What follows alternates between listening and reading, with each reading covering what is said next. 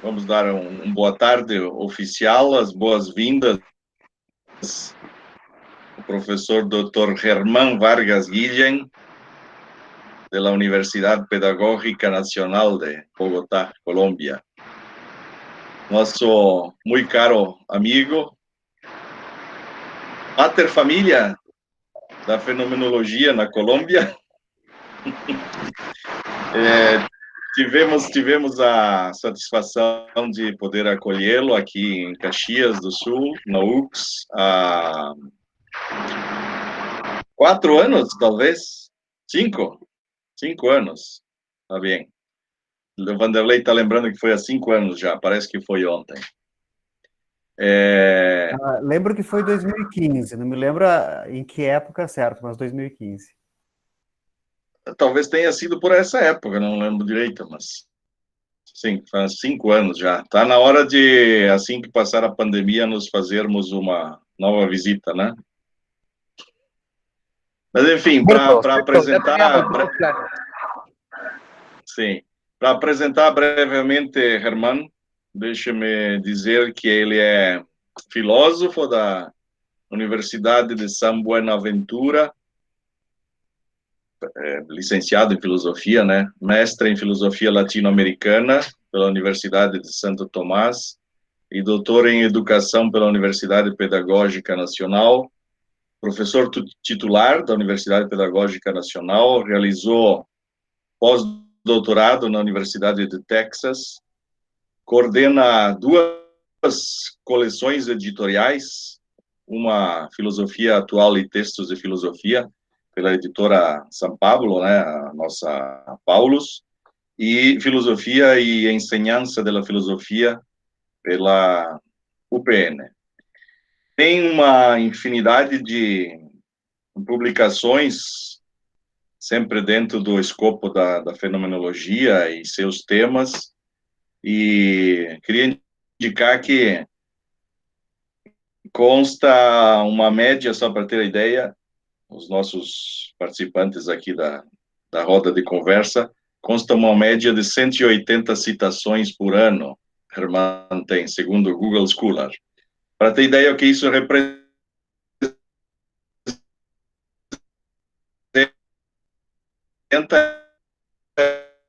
eu tenho 10. Então, de fato, é alguém nos estudos da fenomenologia. Estamos trabalhando agora com alguns projetos, né, editoriais, entre eles a publicação da tese do professor Vanderlei Lara, vertida, traduzida para o castelhano, né?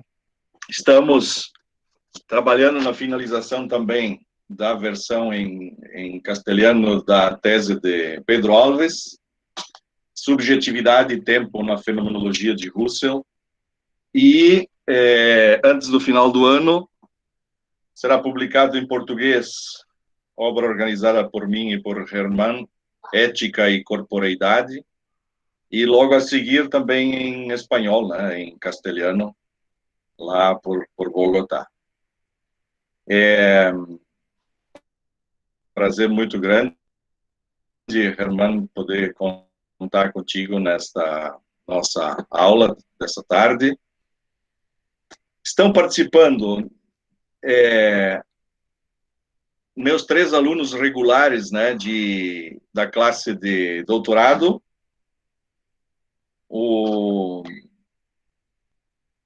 a Maura Modena, o Rafael Hiller e o Fabrício, que deve aparecer em breve. Além deles, estão aqui também alguns ex-alunos e hoje doutores também, o Lucas Dalzotto e o Felipe Bragagnolo, que é um doutorando em fenomenologia. E também convidei, que bom que aceitou, está aqui Cristiano Sobrosa Monteiro, doutorando, né, Cristiano, em antropologia, e a tese dele versa justamente sobre o fenômeno migratório, né, da África para o Brasil. mais especificamente do Senegal, né?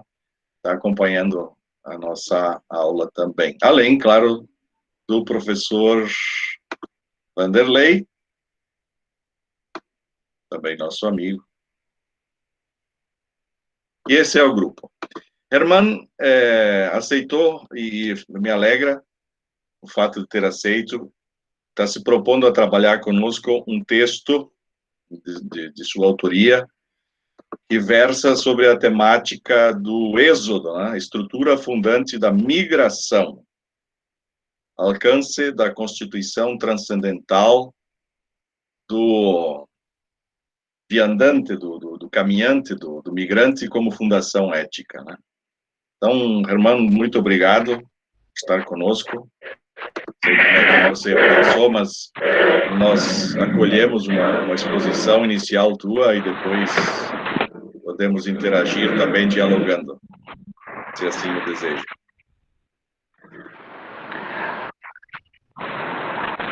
Bueno, muchas gracias por la invitación. De veras es una dicha poder vivir lo que dijo Aristóteles, que en general es difícil filosofar, pero lo es menos entre amigos. Y ese es el caso. Yo voy a seguir un texto que espero que tengan también a la mano. Voy a seguirlo haciendo comentarios. Entonces, antes de leer, diré, leo, y cuando voy a salirme del texto, diré, voy a comentar, y después, para finalizar, vuelvo y digo, leo. De manera que haya marcaciones que no se pierdan del texto. Para mí, un motivo muy importante de la investigación en fenomenología es la misma fenomenología, el problema del método. Pero yo creo que parte de lo que tenemos que hacer entre nosotros es ir muy al fondo de la idea de que se necesita ir a las cosas mismas, no solo a los textos mismos. Por eso siempre podré dar cuenta de cómo hago metodológicamente la investigación, como en este caso, pero en este caso voy a una cosa misma que es un fenómeno ético, un fenómeno político, que para nosotros es tremendamente acuciante el hecho de que los venezolanos, nuestros vecinos, nuestros hermanos, desde épocas prácticamente prehispánicas, siempre enlazados con nuestra historia, ahora están en una situación que los pone en esa situación de éxodo, y en el caso, por ejemplo, colombiano, de inmigrantes en Colombia. Ese es un tema que para mí es muy importante. Ahora voy a mostrar facetas de ese estudio, y la próxima vez voy a presentarle a ustedes el tema de la pasividad, que es un tema extremadamente básico e importante en términos éticos en este punto concreto. Nosotros tenemos comportamiento ético mucho antes de tener teoría ética.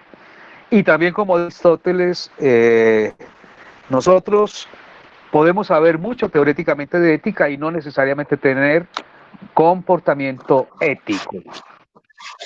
Y en parte eso es porque hay una fundación en pasividad en la que habitan o están sedimentados los valores, y a pesar de que conceptualmente o teóricamente digamos cosas sobre nuestros valores, otra es nuestra efectiva comprensión, inclusive corporal, de los valores. Bueno, entonces arranco con este tema de hoy, que es el del éxodo. Voy a mostrar fenomenológicamente por qué es una estructura fundante de la migración. Y empiezo en la página 59 del texto que les envié. No sé ponerlo acá en la pantalla, pero sé que lo tienen a la mano. Entonces empiezo. 1. El éxodo y la constitución trascendental. El éxodo es un proceso. Se quiser, Herman, desculpe interromper, eu posso projetar o texto aqui. Te agradezco. Muchas gracias, muchas gracias. La frase es un éxodo, quiere decir, perdón, la frase el éxodo es un proceso, lo comento, Lo que quiere decir es que no es un estado, aunque haya estados o digamos situaciones que podemos ver estáticamente como una foto, esa foto corresponde a un proceso, a una dinámica. Uno de los efectos del éxodo es la migración. Eso es una cosa que hemos estudiado con un colega chileno de nombre Enrique Muñoz, que publicamos un librito sobre este tema el año pasado. La experiencia infortunada de algunos venezolanos en su proximidad, en nuestras vidas, en el éxodo, es la de perder la vida en el intento. Mientras los migrantes son un rostro, un cuerpo, una presencia, el éxodo crea unas situaciones de invisibilidad, de anonimato, de ausencia. Si la fenomenología y la filosofía de la alteridad en dirección levinasiana ofrece una aproximación a la figura del extranjero, todavía fenomenológicamente se exige, incluso en la vía levinasiana, ir en pos, si seguimos a Levinas, de esa pasividad más pasiva, la de quienes se encuentran en el proceso, en el desplazamiento, en el éxodo. Se trata entonces de entender la situación de pérdida del rostro propio, del rostro de los otros, de la incertidumbre de los rostros que se topan a la vera del camino, también del anonimato de los viandantes o los que andan la vía, cuando los hay, que son primero unos extraños u otros, hasta que emerge, así sea funcionalmente, una solidaridad mecánica. El éxodo es la configuración de la ausencia.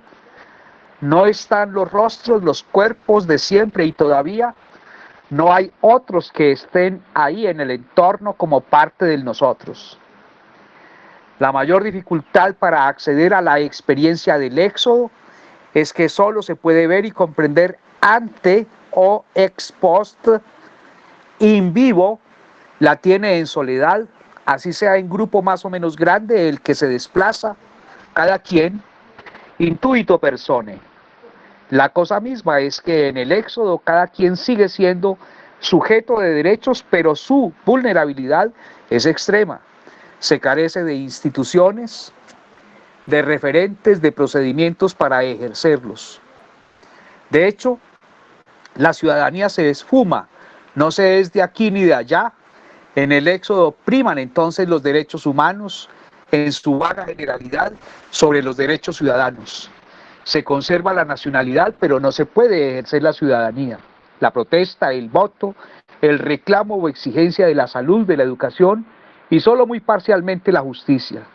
Entonces prevalecen el derecho al nombre, pero puede ser fácilmente violado el derecho al buen nombre, a la nacionalidad, pero puede ser mutatis mutandis criminalizada, a la libre expresión, pero puede ser calificada de omisión, de intromisión extranjera y así sucesivamente.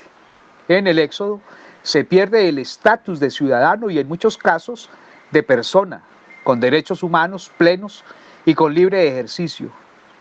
Lo que resulta entonces es que la figura de la alteridad se profundiza y llega a un nivel más rotundo en la situación de éxodo, toda vez que ese rostro se reduce a un plano virtual, una presencia ausente o una ausencia presente, puesto que en el éxodo la persona no está ni aquí ni allá, todavía tiene por referente la familia, el barrio, la ciudad, el estado en el cual ha configurado sus comunidades de pertenencia, pero fácticamente éstas se han borrado y sin embargo están presentes en la configuración del sí mismo.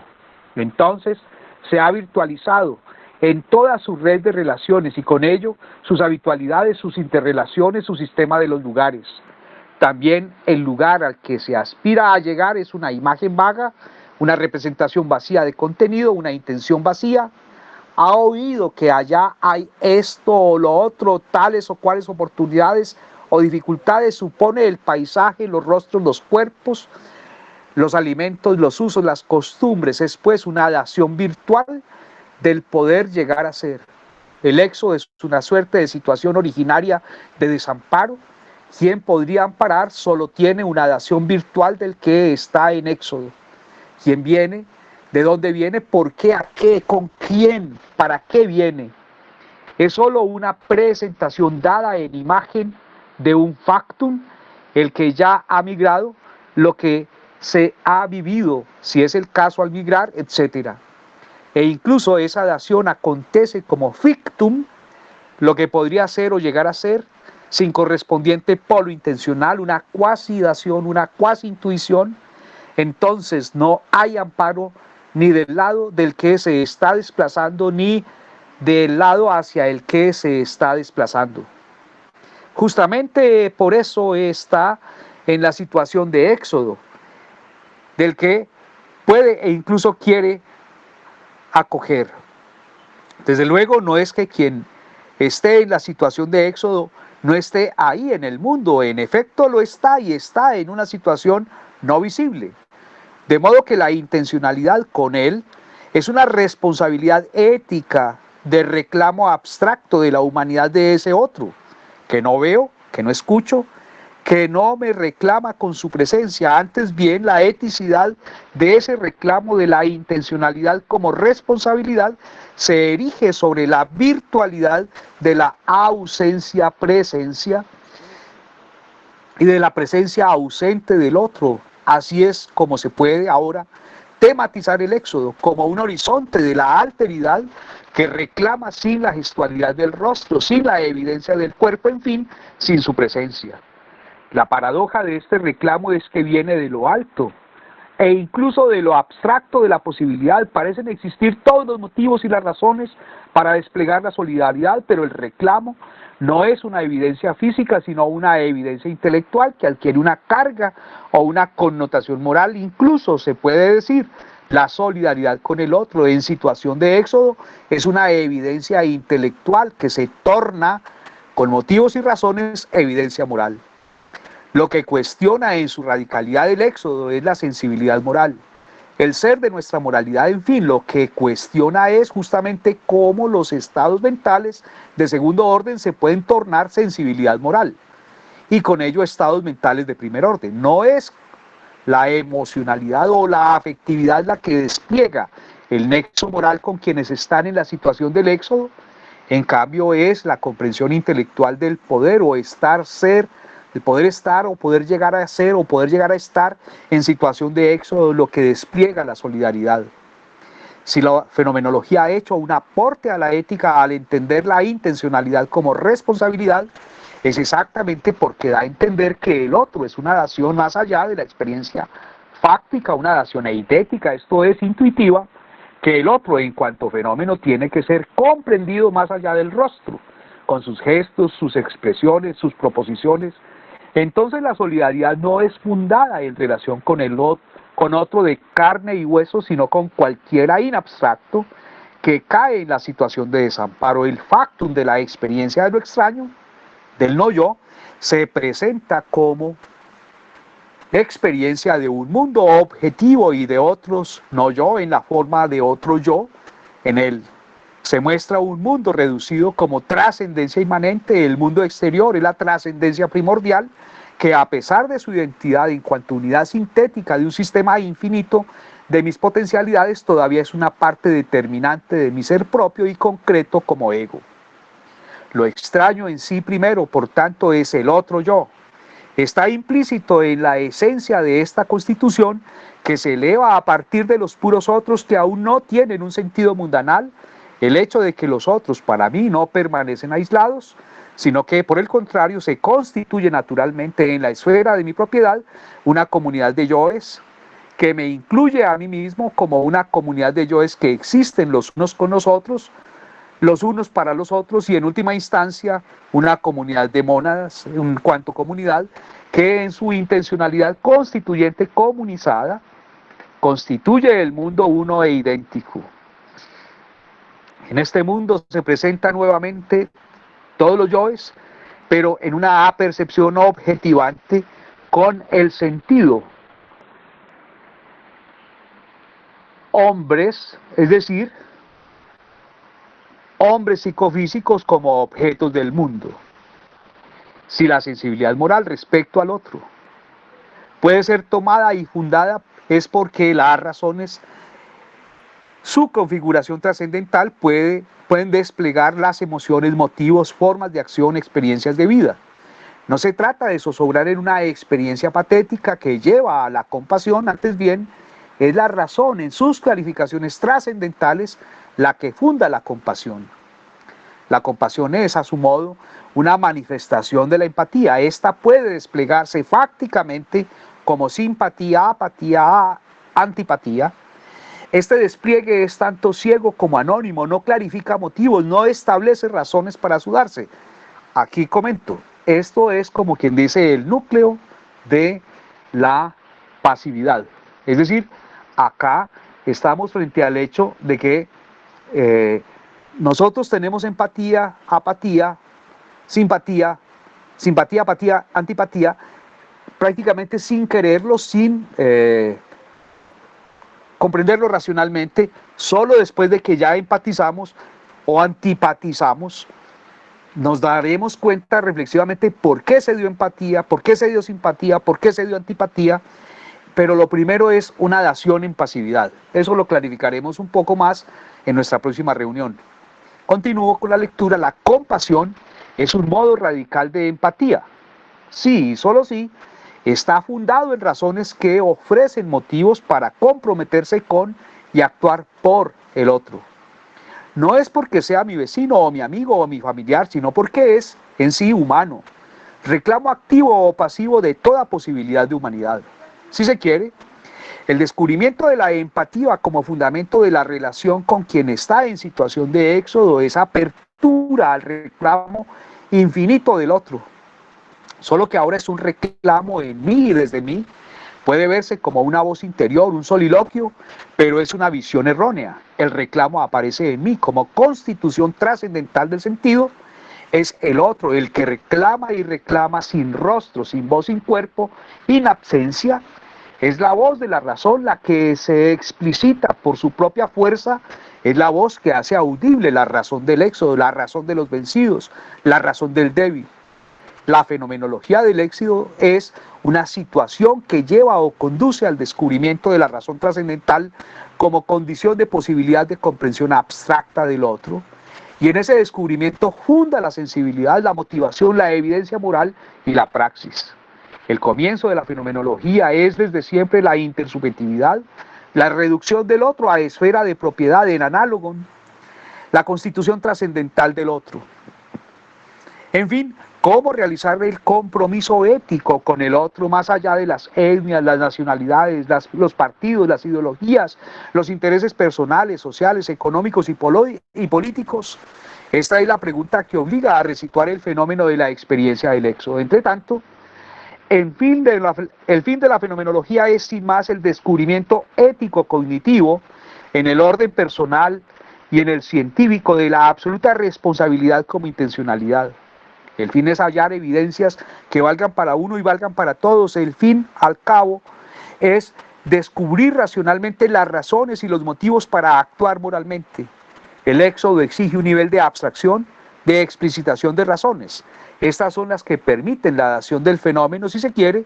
Este es un fenómeno saturado, diríamoslo a la manera de Marion, puesto que su aparecer es solo indirecto y sin embargo la dación se ofrece o es ofrecida por estados mentales de segundo orden en persona, la manifestación eidética del otro. Por supuesto, esta manifestación no es solo alusiva o tendiente a la idea del otro. El polo correlativo desplegado o escorzado por razones implica, así sea virtualmente, el rostro, el cuerpo del otro en situación de éxodo.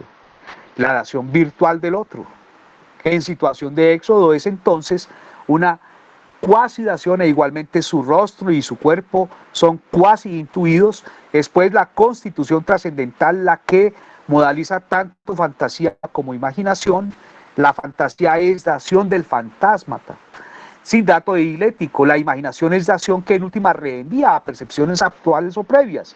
Entonces no es que la cuasidación intuitiva, o mejor, cuasi intuitiva, derive del orden de la imaginación o de la fantasía, sino que la constitución trascendental implica que devenga o se instancie como imagen en unos casos o como fantasma en otros. la sensibilidad moral, que se configura en relación con quien está en situación del éxodo, es condición necesaria de la emergencia de la solidaridad. Esta sensibilidad no emerge y se posibilita por una empatía fundada en la interacción rostro a rostro, cuerpo a cuerpo, sino de la intersubjetividad trascendental. Esta intersubjetividad trascendental es la que funda la razón.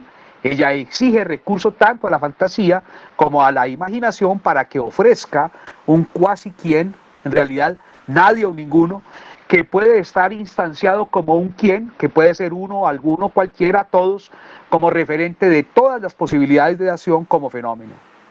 Este fenómeno se manifiesta primero en su estructura, posteriormente en sus múltiples daciones, como factum en unos casos, como fictum en otros. Quienes están en situación de éxodo no tienen desde sí mismos la posibilidad de comprender la dación del fenómeno que están viviendo. Solo la pueden comprender en o como efecto del pensamiento. Una dación en la forma de representificación es el principio de la fenomenología del éxodo para quien lo vive. En su presentificación como vivencia, aquí y ahora, es mutatis mutandis innombrable. No solo no llegan las palabras, también el sentido de la vivencia se escapa, se torna inasible. Ya, como migrante, la narración del éxodo vivido es el registro de un recuerdo. Siempre el migrante podrá variar la narración según la posición de existencia en relación con los intereses que motive su diálogo o su interacción. Sin embargo, si el que estuvo en situación de éxodo piensa el desplazamiento de quienes lo están viviendo, la comprensión solo la logra por constitución trascendental del sentido.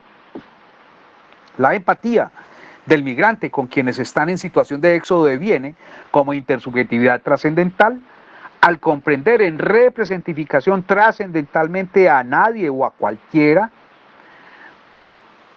también comprende su propia experiencia en cuanto vivida, en cuanto la puede vivir, de nuevo en primera persona, en cuanto puede vivir cualquiera, como la puede vivir cualquiera en cualquier momento.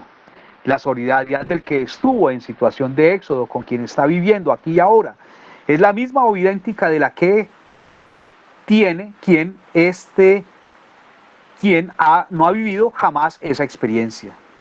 Contra Levinas se puede decir: la empiricidad del rostro, el reclamo del gesto del dolor, es dación inmediata perceptual, y sin más, una superficie. La radicalidad del otro se ofrece trascendentalmente por la reflexión, más allá de todo rostro, de todo cuerpo, de todo dato empírico. Con Husserl, el amor, la solidaridad, en fin, las diversas formas de empatía y de las formas de pertenencia solo se conquistan por el pensamiento, por la reflexión, por la actividad trascendental. Si la solidaridad deviene de la empiricidad del ego, tenderá a desaparecer con la variación de sus posiciones de existencia. En cambio, cuando la solidaridad, tanto los valores como la sensibilidad moral, están fundadas en razón, se ofrecen como una verdad, como parte integrante de la filosofía perennis. La figura levinasiana del extranjero puede aludir al migrante, no a quien está en situación del éxodo. Una de las consecuencias del éxodo es la migración, también es consecuencia la relación con la diáspora, con la frontera. No hay éxodo que no implique traspasar frontera. En cambio, puede haber éxodo que conduzca o no a la diáspora. En fin, a partir de un lugar de origen sí puede suceder que devenga la dispersión de la comunidad de origen por diversos lugares del mundo, que se reconfigure un conjunto de comunidades de un mismo origen o una misma condición establecida en distintas latitudes. Desde luego, la frontera y la comunidad de pertenencia, desde luego las fronteras, además de una definición geopolítica, siempre son fruto de declaraciones formales, tipo acuerdo o tratado, por ejemplo, entre los estados. No siempre y raramente coinciden con las regiones y culturas que se asientan en ella. La frontera entre Venezuela y Colombia, que es de la que yo me ocupo en la investigación y que es sobre la que he tratado pues en esta serie de estudios, este es un tercer o cuarto estudio sobre el tema. Esa frontera entre Venezuela y Colombia se asienta en gran medida sobre los llanos orientales de ambos países. El Caribe congrega la costa atlántica colombiana, tanto como la venezolana, la panameña, las islas de San Andrés, Cuba, Haití, República Dominicana, etcétera, el asentamiento de los pastos y de los pueblos ancestrales que tuvieron por lengua franca el quechua, que se extiende desde el Cauca y Nariño hasta Perú, las comunidades vernáculas Wayuu que se asientan entre la Guajira colombiana y venezolana. Las fronteras culturales en los casos mencionados. Los miembros de comunidades fronterizas van y vienen de un lado al otro, mayoritariamente sin registros migratorios. Estructuralmente lo hacen a menudo por redes de parentesco. En consecuencia, se definen por las formas de pertenencia. La movilización dentro de estas fronteras, más que un éxodo, implica un desplazamiento temporal que no conlleva el desarraigo del lugar de origen. El caso de la comunidad Wayuu ilustra cómo hay desplazamiento. Las formalidades migratorias, las fronteras estatales, en cambio, son políticas y jurídicas, se definen formalidades migratorias, se traducen en variado rango en derecho o alternativas de ejercicio de los mismos, implican la legislación interna de cada uno de los estados y a su vez usan principios de analogía de traducción entre sus legislaciones y las ligas de naciones y de estados. Las diferencias de unos y otros estados con otros en relación con sus fronteras configuran diferendos. Normalmente la falta de acuerdo entre los estados se trata con terceros, ligas de naciones y de estados. Entre tanto, las resuelven las fronteras en litigio, se toman vigentes las que se establecen en acuerdos o tratados previos existentes. La vivencia de la frontera como experiencia personal o comunitaria es más o menos porosa. Sí, puede ser que el sujeto traspase una frontera formal, que presente el pasaporte, que lo sellen, etc. Pero la situación de éxodo muestra la porosidad de las fronteras. No son necesariamente un lugar formal de migración. El éxodo se caracteriza por la informalidad ante el paso de la frontera.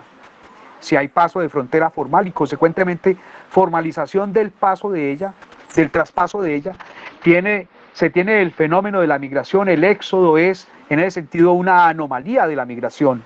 Hay unos claros antes y después. Así entonces, la frontera y en especial el modo de traspasarla es a su vez la diferencia entre el éxodo y la migración, entre la ilegalidad y la legalidad, entre la privación y el acceso al derecho.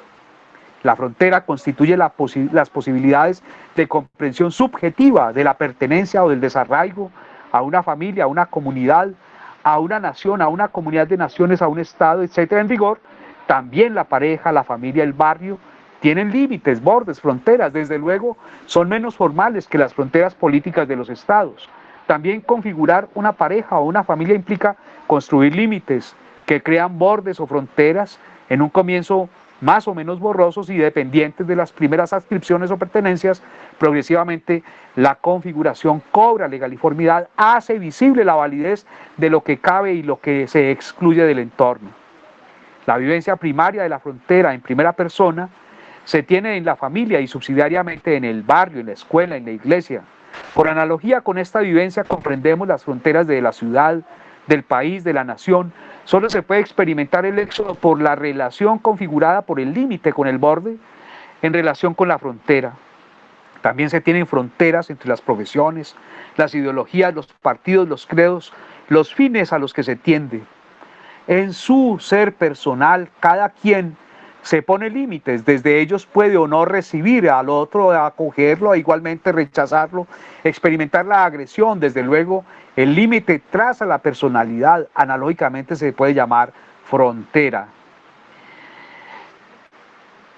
Hay una nota, pero no la leeré. La relación con el límite en el orden personal configura tanto la adscripción o pertenencia a comunidades, a parejas, familias, naciones, personalidades de orden superior, como el desarraigo con respecto a ellas. El límite crea a su vez la diferencia entre el nosotros y los otros. Los límites son fronteras entre comunidades. Se pueden entrar en ellas o tener reconocimiento en su interior. También en ellas puede haber repulsa o indiferencia. La frontera es vivida como límite entre el extraño y el prójimo. Aquel no sabe las reglas de la comunidad, sus símbolos, sus ritos, sus mitos. El prójimo, ha convertido ese acervo en habitualidad, en formas de vida, en experiencia. Con todo, ¿cómo se reconoce al otro como otro real? Para Husserl está en cuestión A, la constitución trascendental, B, el sentido trascendental de los sujetos extraños y C, un estrato universal de sentido que, irradiando desde ellos, hace en general posible para mí un mundo objetivo.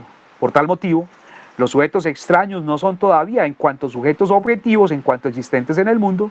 Debemos realizar, por tanto, una epoge temática dentro de la esfera trascendental universal. Con ello, llevamos a cabo una reducción a mi esfera trascendental propia. Se tiene dos egos, uno el ego propio, el otro por la preeminencia o la preeminente intencionalidad que se constituye el nuevo sentido de ser que va más allá de mi ego monádico en su propiedad misma. Se constituye un ego, no como yo mismo, sino como reflejándose en mi propio yo, en mi mónada. Pero el segundo ego no está ahí simplemente, es estrictamente dado en sí mismo, sino que es constituido como alter ego, el ego que designa la expresión alter ego, como uno de sus momentos soy yo mismo en mi propiedad, el otro, según su sentido constituido, remite a mí mismo, es un análogo de mí mismo y sin embargo no es un análogo en el sentido habitual.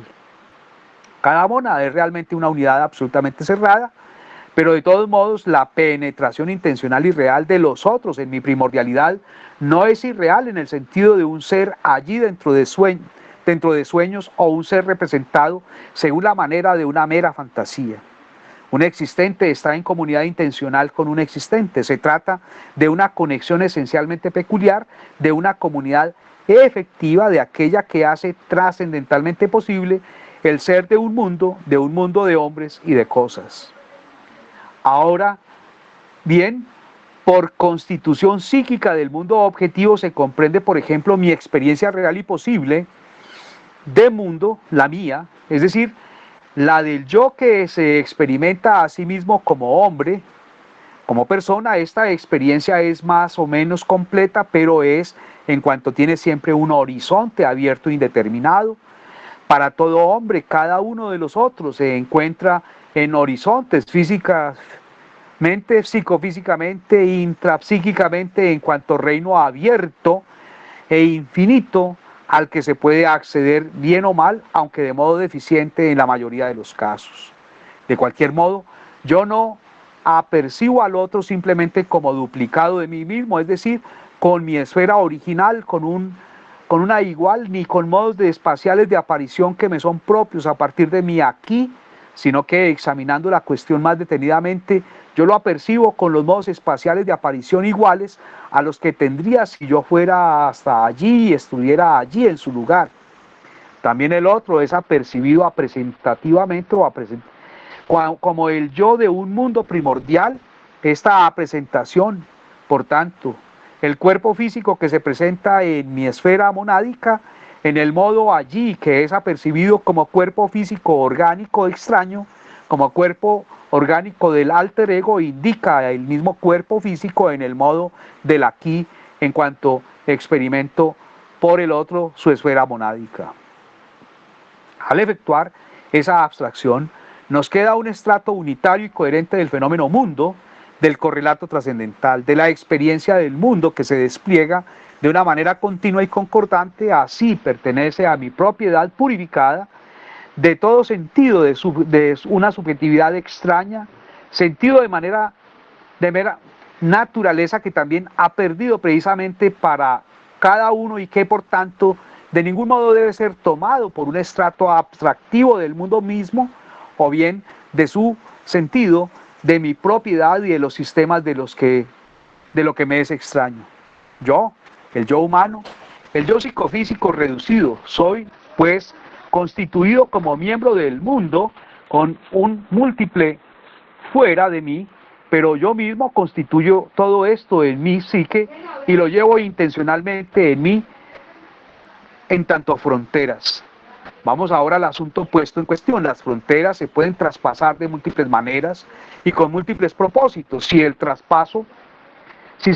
las traspasan las Fuerzas Armadas o los grupos ilegales armados de una nación, se trata o se puede tratar como una invasión. Normalmente no se da como una acción civil, con revisión de pasaportes y las demás formalidades. A su turno, si la frontera la cruza un grupo de estudiantes, normalmente se surten todas las formalidades, se opera como un intercambio cultural, en fin, se lleva a cabo una relación que hermana y expande el sentido de pertenencia.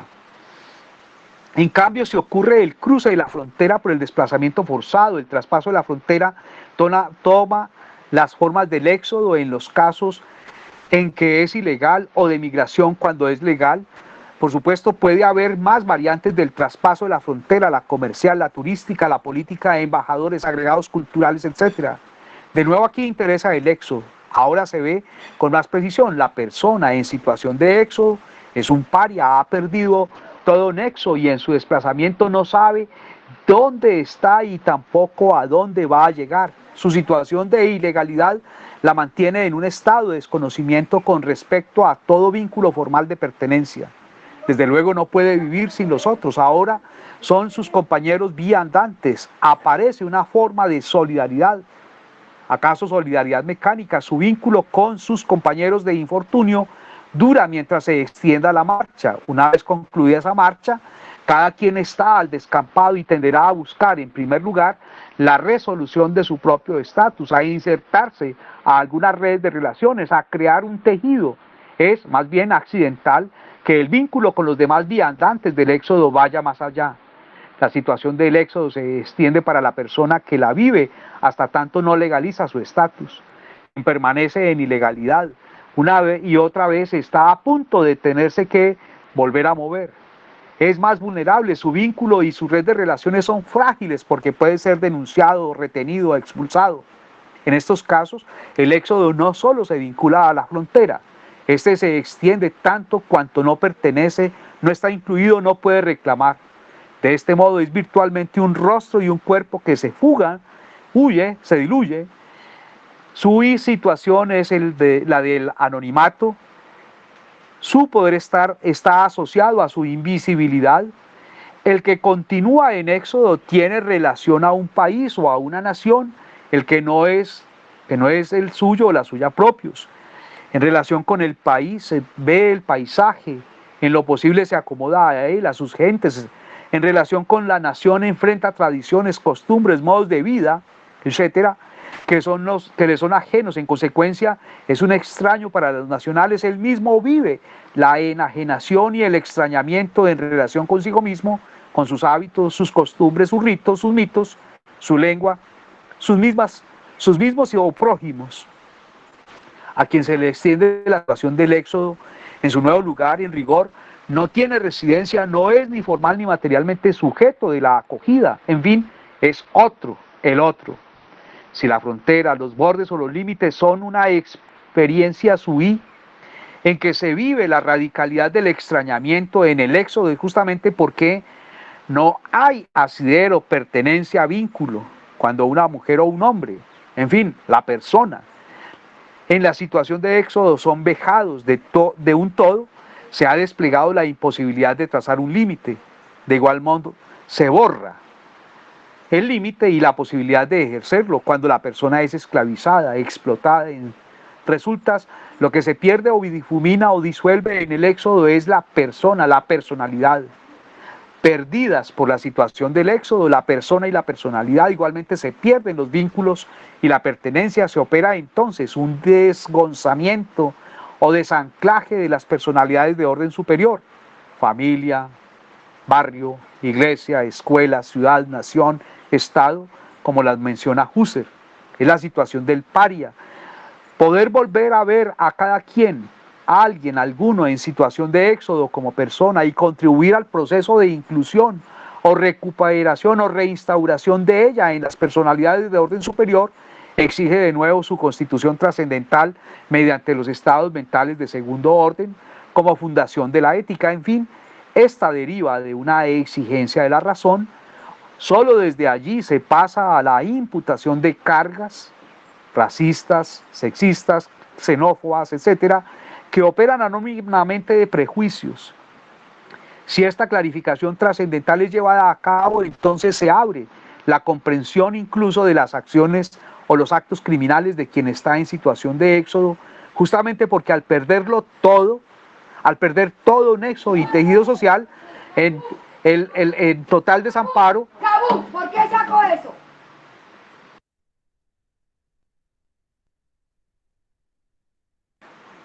Es que se nos alborotó un perro acá, pero ya, en fin.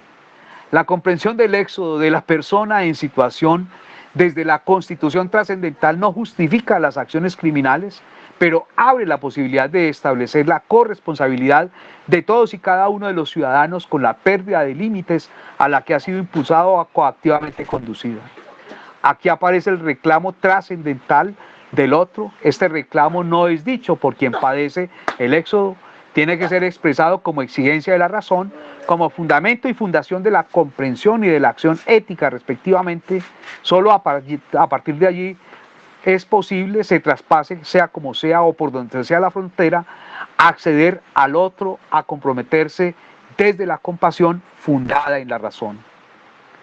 Tercero, la diáspora opera la constitución trascendental de la esperanza. Desde luego, los que parten a la incertidumbre del éxodo no solo toman el camino desconocido, la más de las veces son familias, grupos y comunidades arrojados al éxodo. Parten con la esperanza del reencuentro, con promesas e incluso con compromisos de reencuentro. El desplazamiento lo transforma todo. La temporalidad compartida hasta entonces queda congelada. Las nuevas vivencias constituyen horizontes desde perspectivas que ya no son comunes. Cada quien cambia tanto en tanto Körper, al igual que como Leib. No, la unidad al comienzo del éxodo es una configuración imaginaria, progresivamente se va transformando en acción. Las descripciones del pasado comunitario vivido se van transformando en narraciones que llenan de sentido presunto, ficcionado, fantasmagórico la comunidad posible.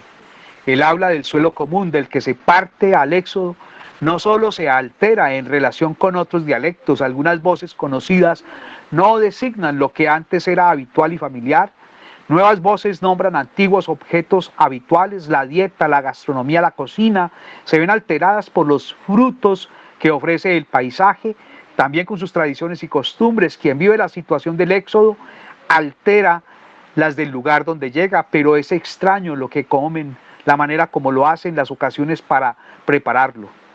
La unidad de base que obra la comunidad, si no se disuelve de un todo, al menos queda alterada. ¿A qué volver? Quien ha vivido la radicalidad del éxodo, ilegalidad, vejámenes, explotación, esclavitud, etc., se sabe otro de sí mismo, de los que fueron próximos, tal vez no se atreva a dar a conocer todas sus peripecias, su historia, tal vez no quiera que se sepa que alguien de los que fueron miembros de sus núcleos de pertenencia sepa por qué, por las que pasó. No quiere que esa despersonalización sufrida macule o mancille su ser. La idea que los otros tienen de él no es cosa de vanidad o de orgullo, es la marca de lo que no debería pasarle a nadie. Sí, si alguien trata de volver, ¿a qué? ¿Para qué? Tal vez los otros también cargan su mácula, su mancilla. Quien quiere regresar tiene desconfianza de sí, ha perdido en muchos casos su dignidad, también sospecha o supone que el otro algo le oculta, le ocultará. Las relaciones antaño de confianza y abandono a la piedad del otro se transforman en sospechas despiadadas.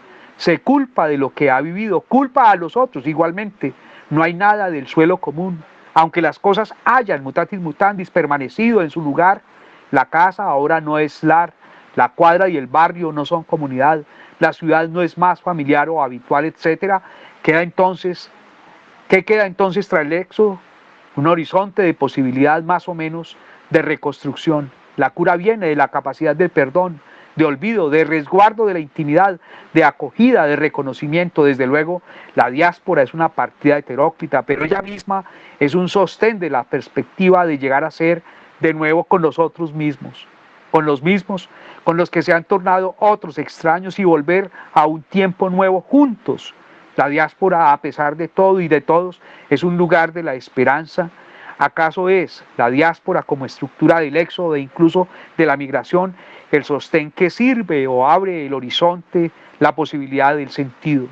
La diáspora reconoce y rememora una y otra vez el suelo natal y el lugar de partida cuando el éxodo se concibe como un paso, como algo que al fin y al cabo terminará, entonces todavía preserva la esperanza e exhorta al porvenir, se vuelve un ontanar, pobre sí, se quiere, que funda tanto la moralidad como la eticidad. Ahí de nuevo se exige la constitución trascendental del sentido del darse de la diáspora. Si quienes están en situación de éxodo han partido, la unidad se ha roto, el extrañamiento o el enajenamiento son aquí y ahora, con toda la gravedad del desarraigo.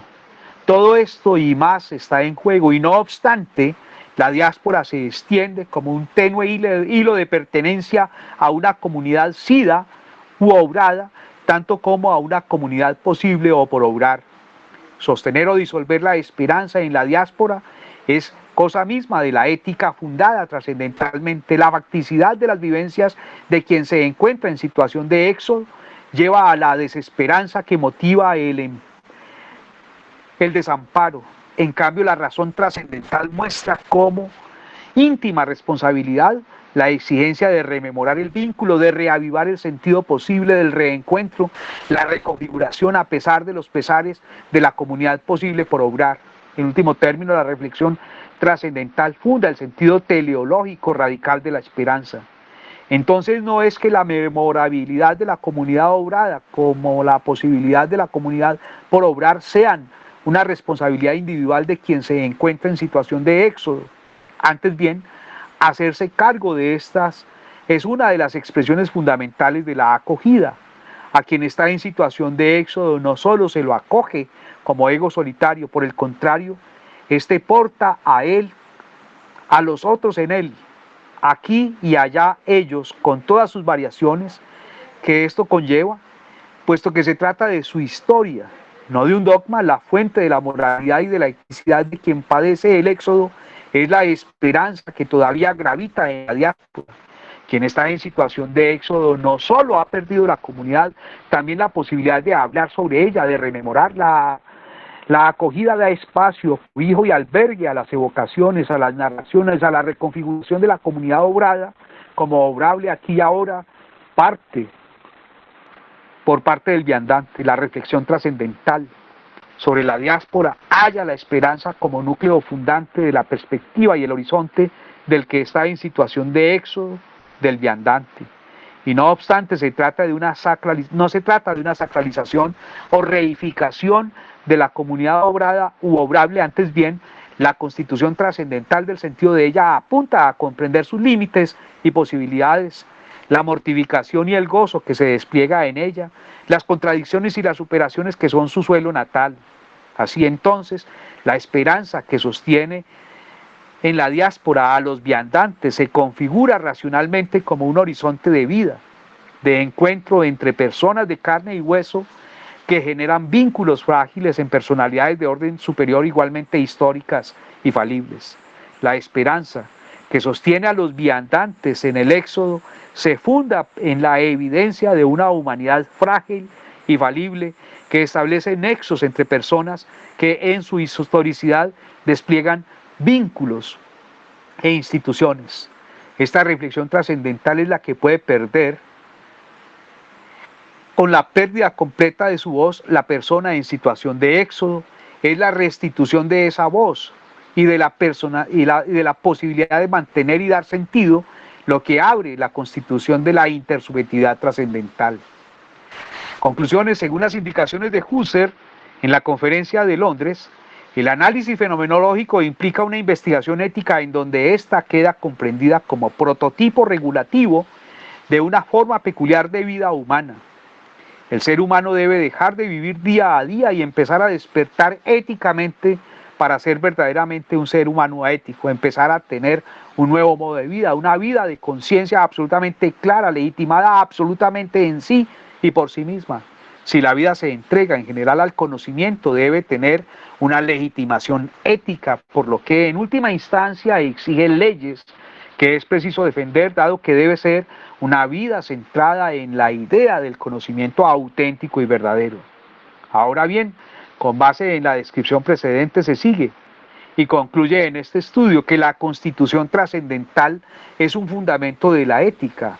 Esta constitución trascendental, a su vez, hunde sus raíces en la intersubjetividad trascendental. Si bien es cierto que la detrascendentalización de la ética va en procura de la vivencia del ciudadano de a pie, que en esta vía la sensibilidad moral es con posibilidad de las normas trascendentales de la razón. La vía que se ha explorado en este estudio es la de la reflexión como base de la eticidad y de la moralidad. Más aún, queda como resultado principal que la fundación de trascendentalizada de ética, es decir, fundada en el mundo cotidiano, en el que podemos llamar el ciudadano a pie, es solo un momento que tiene que ser elevado a eidos, a razones y motivos que valen para uno y valen para todos. En fin, queda como resultado que la detrascendentalización de la ética tiene tanto sentido como valor en cuanto logra ser integrada a la reflexión trascendental. La ética que apela y se basa en las emociones, en la sensibilidad moral, está siempre en las márgenes tanto del subjetivismo como del relativismo. Por ello se traduce o se puede traducir en contextualismo y al cabo en escepticismo. La constitución trascendental de la ética en todos los casos parte y regresa al mundo de la vida. El éxodo, la situación de éxodo, el viandante, la concreción del desplazamiento forzado de los venezolanos, etcétera, son datos que se pueden constatar. Sin embargo, su dación implica el orden del concepto de eidos. Es a partir de este que el caso se convierte en fenómeno, en múltiples manifestaciones u omnilateralidad, en su dación. Ahí es cuando entra en juego el despliegue primero de la comprensión como primera instancia y posteriormente la ética fundada en razón, la que vale para uno y vale para todos. La ética no es entonces un modelo que dependa de los hechos.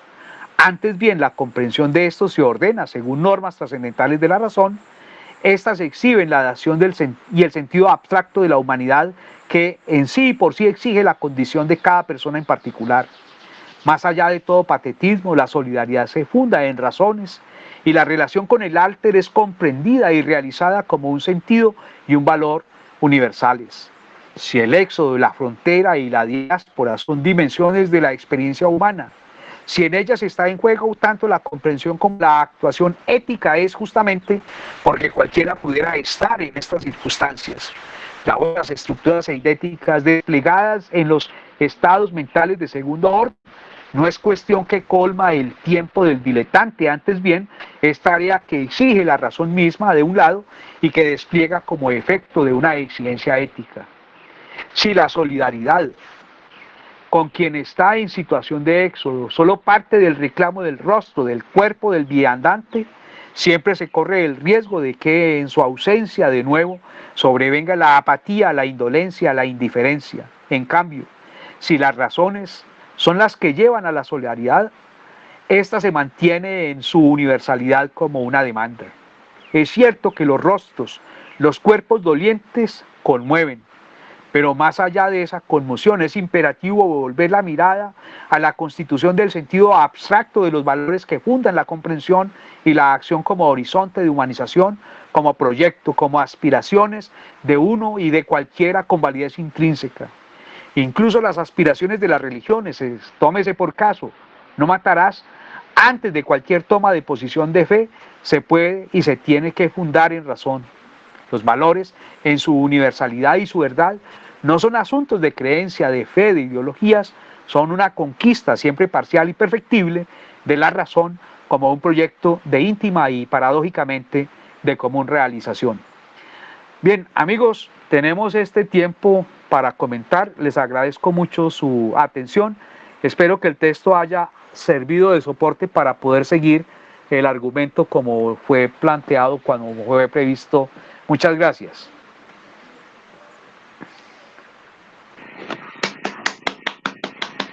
Gracias. Bravo, Germán. Bravo.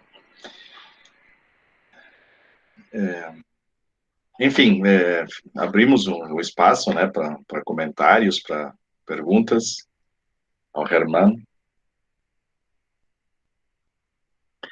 Sabe que nós vivemos aqui em Caxias do Sul também nos últimos... Sim, a professora Vânia está perguntando se o texto estará disponível. Está disponível essa versão em espanhol, em castelhano, que posso disponibilizar imediatamente, mas também indiquei agora pela manhã ao Herman a possibilidade de o traduzirmos e o publicarmos na nossa revista Conjectura, em português, que acho que é um texto muito pertinente para um contexto, uma situação que também vivemos em Caxias do Sul.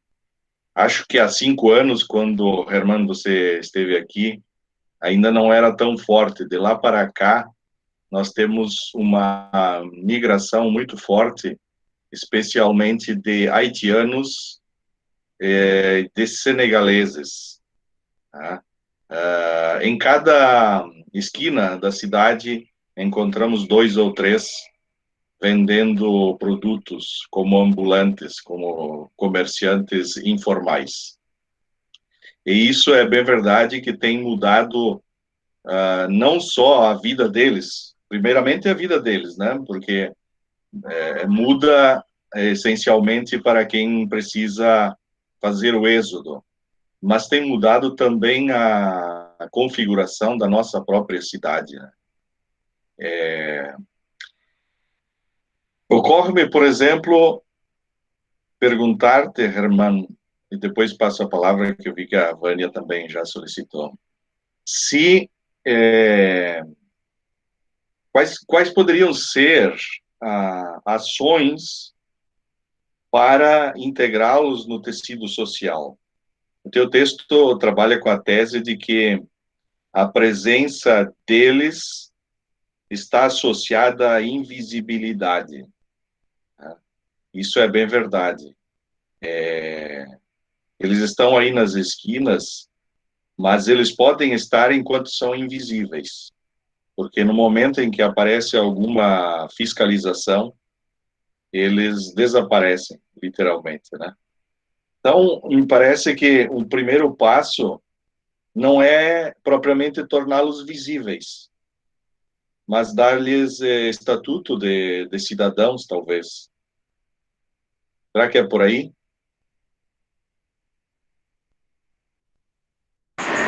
De veras, este es el problema que tenemos los filósofos.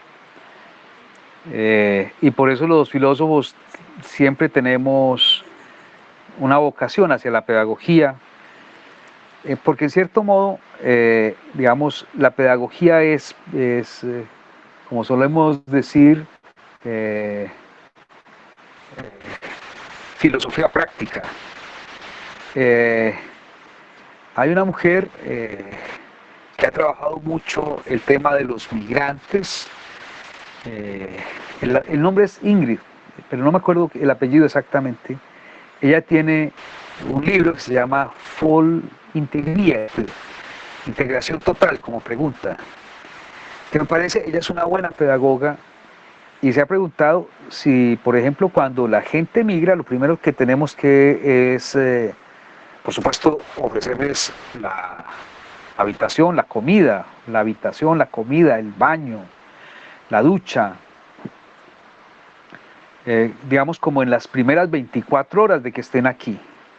Pero casi de inmediato, a pesar de que vengan con doctorado, como es el caso de muchos venezolanos a Colombia, tenemos que darles educación, como la oportunidad de que, si son muy jóvenes o niños, empiecen a estar integrados en una cotidianidad, y si son muy adultos, que empiecen a estudiar cuáles son las diferencias culturales y las diferencias léxicas y las diferencias cotidianas en el hacer, en el vivir.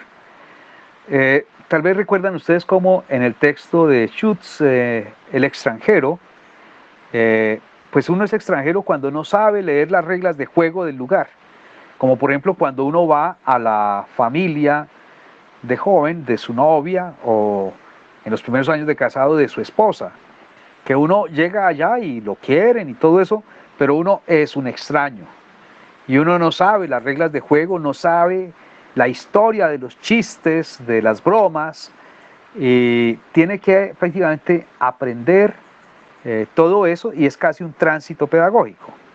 Entonces, hay un punto en el modo como planteaba el asunto Everaldo, que a mí personalmente me parece complejo, porque, digamos, el hecho de que alguien llegue y sea un ilegal, cambia todo, porque no se le puede ofrecer salud, no se le puede ofrecer educación, no se le puede ofrecer empleo, y si se le ofrece empleo, se le ofrece muy bajo criterios de explotación o de subpago, que son terribles como condición humana.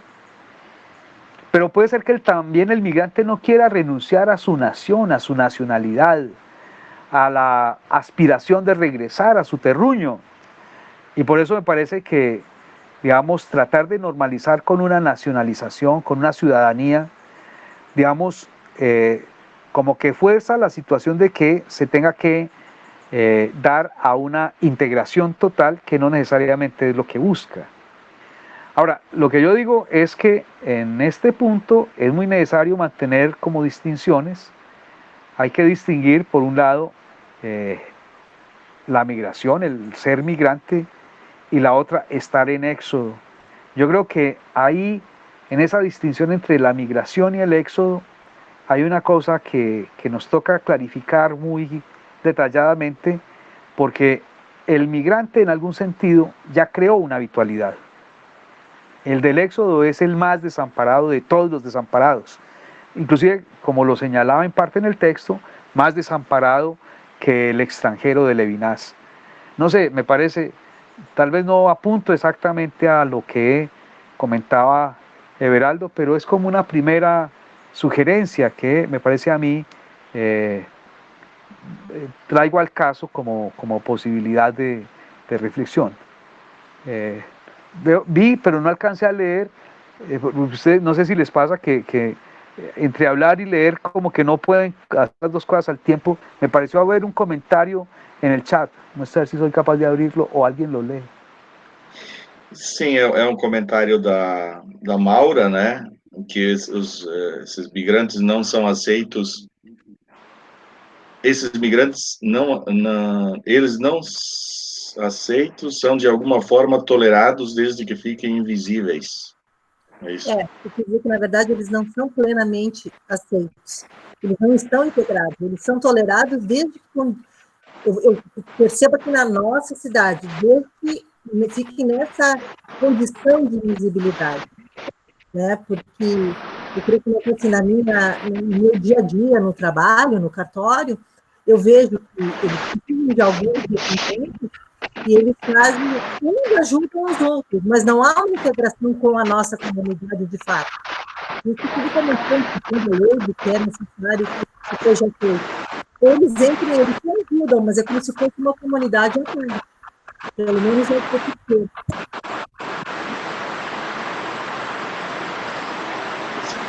Sim, põe um outro lado, põe um outro lado, né, da questão. O que o Herman está defendendo no texto é que não o migrante, mas aquele que faz o êxodo por estar numa condição de ilegalidade, a condição dele existir é permanecer invisível. É a invisibilidade. Ele não pode se tornar visível com medo de ser recrutado, julgado, expulso, etc. Né? Mas, enfim, a professora Vânia Herédia, que também é estudiosa, Herman, dessa questão da migração, pediu para fazer um comentário. Vânia, fica à vontade. Boa tarde a todos, parabéns pelo texto, é interessante.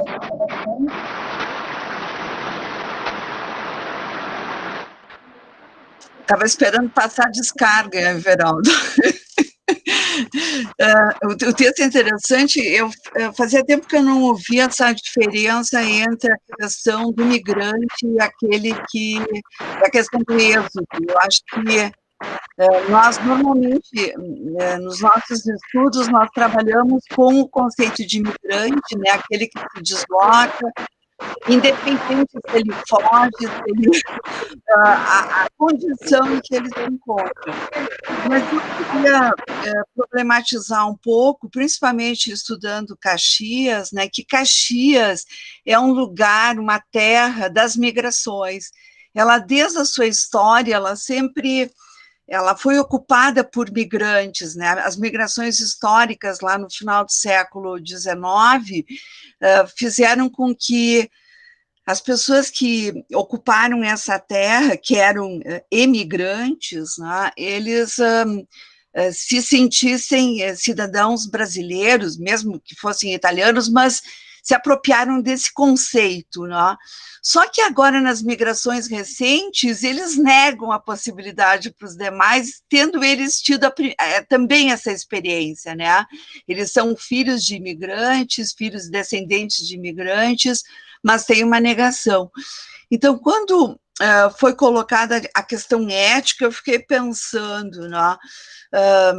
Onde é que ela fica nessa terra de imigrantes que não aceitam os que estão na mesma condição dos seus antepassados, e por que predominam os prejuízos, né, os preconceitos em relação aos outros? Porque o próprio Levinas, né, quando ele trabalha a questão do rosto, trabalha a questão do outro, nós entendemos, né, aquilo que incomoda, aquilo que vem quase para nos desacomodar e talvez nos colocar numa situação daquela que destrói aquilo como nós nos vemos, né? O outro nos coloca numa outra situação, né, no sentido de posição.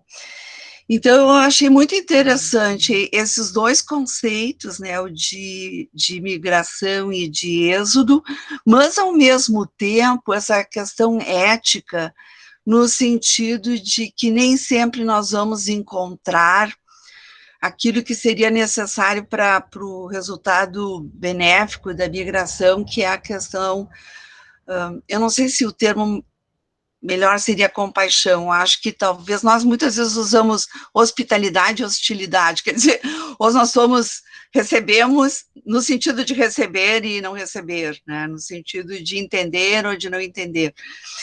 E aí eu queria ver se fosse possível um pouco essa discussão. Por que entra essa noção de a compaixão como empatia, né? Ou compaixão como, nesse sentido talvez positivo, de aceitação, né? Porque se nós não aceitamos, é difícil ter um aspecto positivo em relação à forma como nós derivarmos esses conceitos. Então, eu fiquei, assim, questionando, né, em cima de coisas que eu muitas vezes acho que são, e a partir da reflexão eu fico pensando se são mesmo, que é essa noção de qual ética nós estamos falando, tá? Para poder entender a questão desses deslocamentos e essa relação da questão da compaixão, né? Eu vejo que nós temos tanta dificuldade de ter compaixão com os outros, mesmo que eles estejam em dificuldade. Eu vejo situações horríveis, né, acontecendo aqui em Caxias com os migrantes, né, no sentido de menosprezo, não reconhecimento, maus-trato. Alguns são até bem tratados, à medida que eles têm conhecidos, mas, no geral, pela população, por uma população que tem a experiência de imigração, porque, veja, não precisa ser só italiano, nós temos os migrantes de cima da serra, nós temos os migrantes dos distritos, nós temos um fluxo migratório muito forte na história da nossa região, né? Desde as migrações históricas, depois as migrações internas, e agora, praticamente no final do século, com as migrações internacionais. Então, nesse sentido, nós já deveríamos estar abertos para essa compreensão, e, ao contrário, nós mostramos a inexistência da nossa compaixão, né, a falta de uma empatia com esses cidadãos, e no momento das discussões, eu vejo que as pessoas não querem tomar posições, elas tomam posições para criticar os migrantes distantes, né, elas não vão lá para poder colaborar, ajudar. Então, eu queria agradecer essa problematização, porque ela me fez pensar que muitas vezes a gente não discute de forma correta a questão do êxodo, né? Coloca como se fossem todos na mesma condição. Quiero hacer un pequeño comentario sobre esta intervención, muchas gracias. Mi colega, yo entré al camino de esta reflexión fenomenológica, en especial por la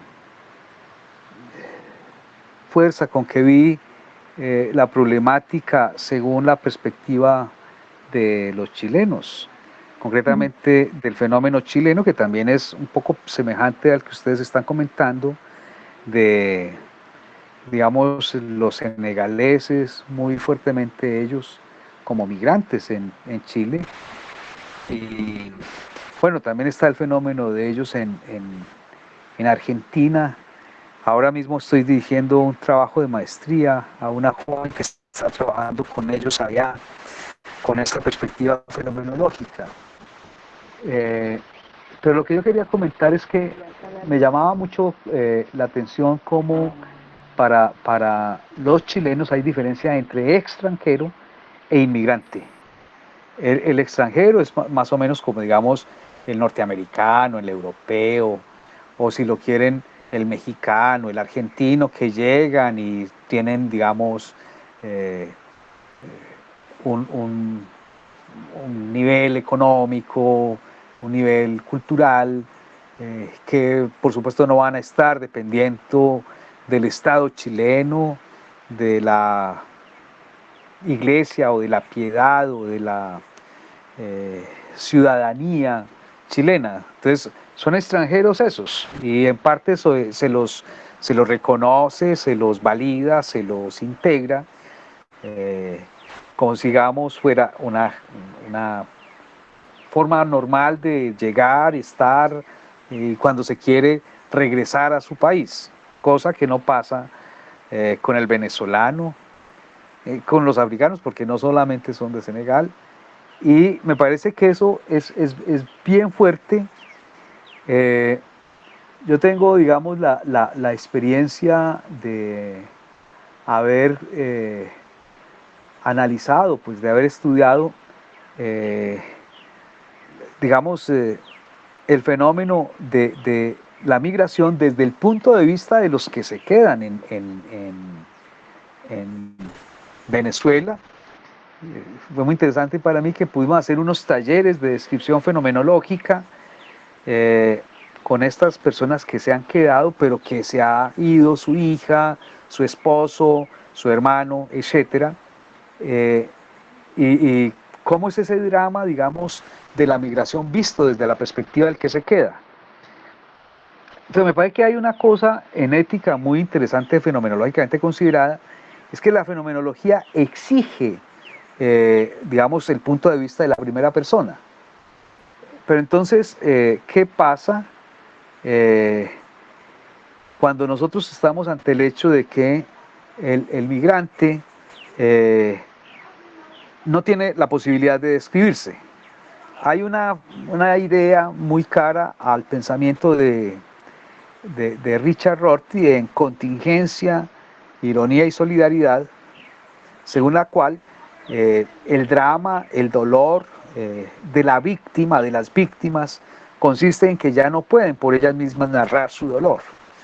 Y entonces piensa Rorty que eso tiene que venir a llenarlo, a cubrirlo, el periodista, el etnógrafo, el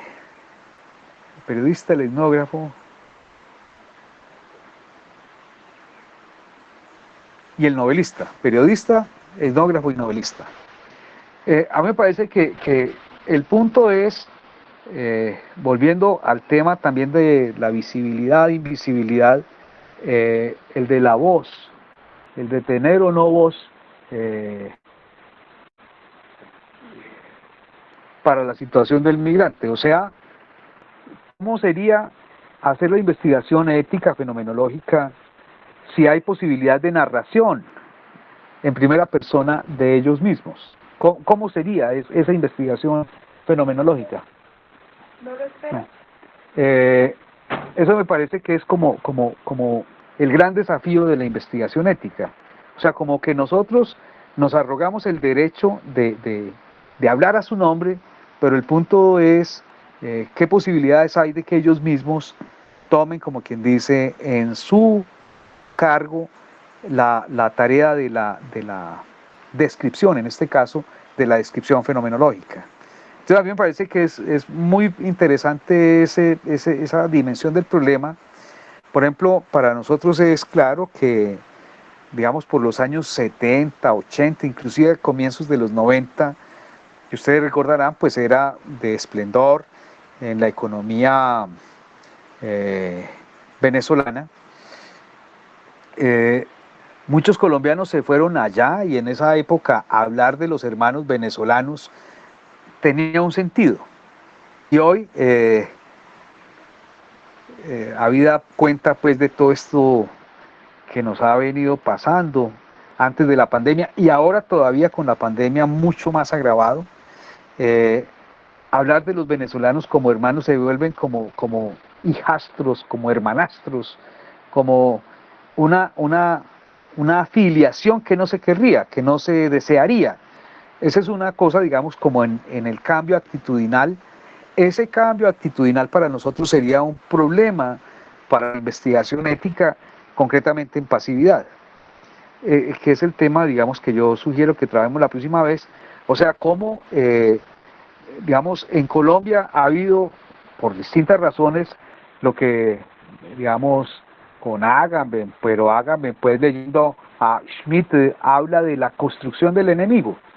Para nosotros el enemigo durante mucho tiempo, en términos públicos, de medios, el enemigo, que es una cosa terrible, pues mediáticamente construido, era el guerrillero o el exguerrillero, el de las FARC, el de las guerrillas, sean cuales fueren. Y después empezó a ser parte de ese enemigo, como quien dice, de ese otro, el narcotraficante, las ligas de mafiosos, y después se unificó, incluso en la interpretación pública, el enemigo como si fuera el enlace de la guerrilla y el narcotráfico. Bueno, como ustedes saben, nosotros tuvimos el proceso de paz, está en vilo por la nueva situación de este gobierno, ya de 2 años, bregando a desarticularlo, pero la cosa es cómo el conjunto de negociaciones que se hizo con las guerrillas obligó a que se diera un paso a la idea de que el enemigo es el venezolano, el migrante venezolano, a sabiendas de que también hay otros venezolanos que llegaron con dinero antes o en medio de esa diáspora pues venezolana y que se insertaron en la industria, en el comercio, en la vida académica. Y entonces esos no son, como quien dice, de sujetos de esa calificación de enemigo. Entonces me parece que hay esa comprensión de los otros y nosotros, de cómo se diferencia los unos, los otros, los mismos. Todo eso está en la estructura fundamental de la configuración ética de la actuación y después del discurso ético y después político sobre el otro. Perdón que si me extendí mucho en ese comentario.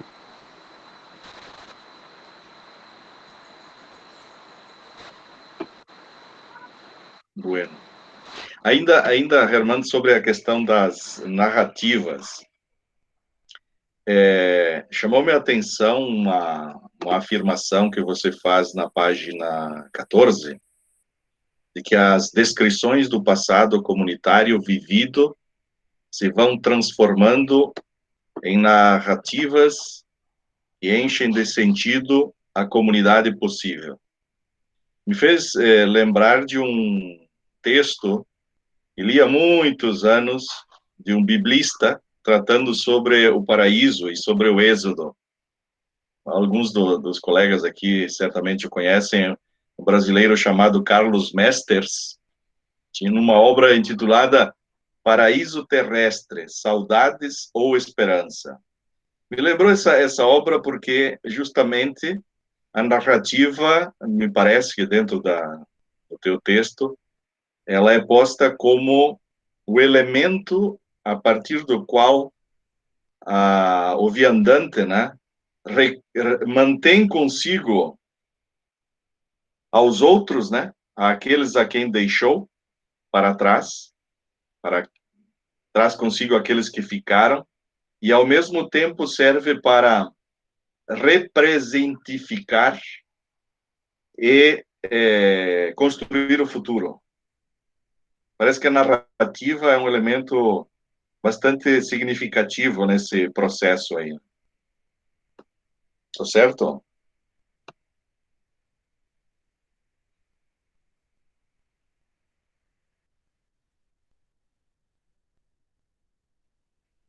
Acho que Germán ficou bloqueado. Congelou a transmissão. Ya, sí. Bravo. Nosotros tuvimos una experiencia muy interesante de una serie de estudios que se hicieron con los niños de la calle en Bogotá, en Colombia. A los niños de la calle, de pronto por una influencia francesa, se les dice gamines. Entonces, el trabajo con gamines o niños de la calle fue un área de trabajo muy fuerte para nosotros, digamos, en los años 80, 90. Y parte de lo que se logró es pensar en cómo los niños de la calle hacen narrativa de sí mismos.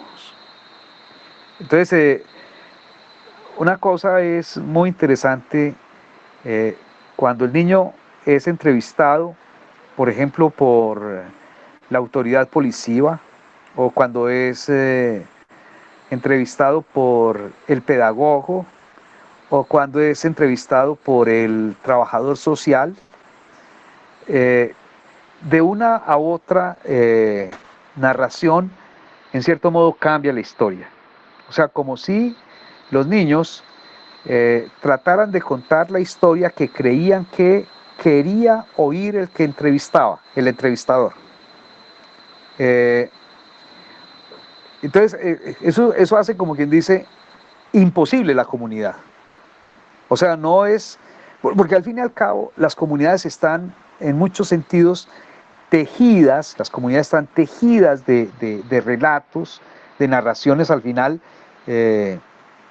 lo que nosotros tenemos de nuestra familia son las historias de cada uno de los personajes y del conjunto de la familia o del núcleo familiar. Y eso es lo que han perdido, por ejemplo, en su momento los niños de la calle para nosotros y ahora los migrantes. Entonces, hubo un trabajo muy experimental, muy interesante, creo yo, en investigación en ética, en términos de, por ejemplo, coger las cámaras, las grabadoras y buscar que los niños de la calle entrevistaran a su vez a otros niños de la calle. Muchos a veces habían convivido meses o a veces años, a veces semanas solamente, con los que estaban entrevistando. Pero era muy interesante ese cuadro, digamos, para la investigación ética, porque en cierto modo, cuando empezaba la entrevista, ya se sabía que no había que contar una historia deseable o una historia que el entrevistado creía que quería oír el entrevistador. Y entonces empezaba a abrirse la idea de comunidad posible, o sea, de qué podemos hacer. Y de hecho fue la base, digamos, para un proyecto muy grande de recuperación de esos niños, que se les hizo colonias, las hizo un sacerdote italiano que se vino a Colombia y tuvo esa vocación. Él, el padre Javier de Nicoló, se metió muy al fondo de entender la comunidad posible en el caso de estos niños y acompañarlos para fundar, y fundaron comunidades posibles de convivencia. Eso me parece que es muy interesante, y en el fondo, digamos, yo tengo como esa experiencia, ese eco de las investigaciones, más que de las investigaciones, de la vocación de servicio de este sacerdote que me parece que logró una cosa que nos da un modelo muy potente de cómo poner al que está en situación de desamparo a hacer la narración de la comunidad posible.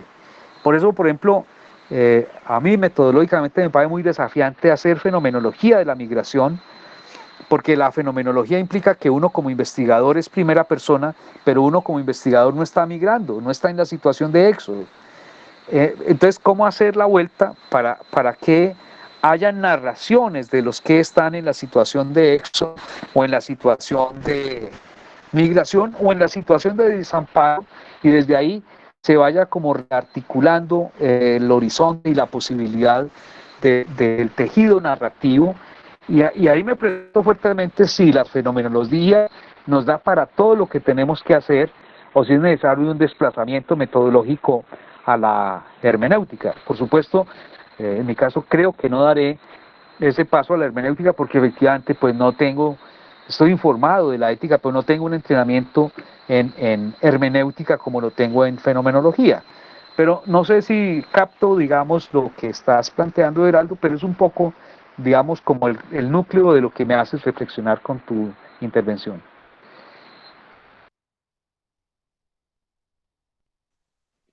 Bem, bem isso, obrigado. Posso? Vanderlei. Herman, alegria ouvi-lo, muito, muito bom ouvi-lo novamente. E esse semestre eu estou desenvolvendo na pós-graduação em educação um seminário sobre acolhimento e hospitalidade, principalmente envolvendo Levinas. E vai ser logo em seguida agora. Então já estou com mais alguns elementos para levar para o grupo aí que discute comigo todas as quartas-feiras.